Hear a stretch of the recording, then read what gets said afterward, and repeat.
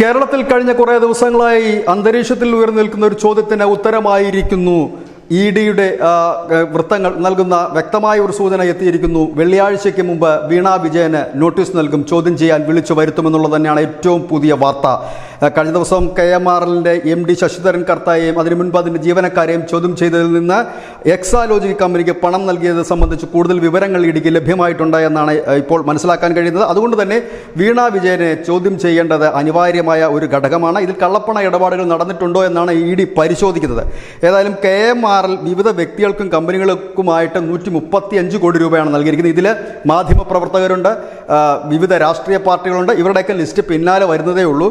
ഇപ്പോൾ എക്സാലോജിക്കുമായി ബന്ധപ്പെട്ട കാര്യമാണ് ഇപ്പോൾ മുമ്പോട്ട് വന്നിരിക്കുന്നത്. 1,72,00,000 രൂപയാണ് സേവനങ്ങൾക്ക്, ഇല്ലാത്ത സേവനങ്ങൾക്കാണ് ഈ പണം നൽകിയത് എന്നാണ് ഒരു കേസുള്ളത്. അത് 1,72,00,000 രൂപയാണ്.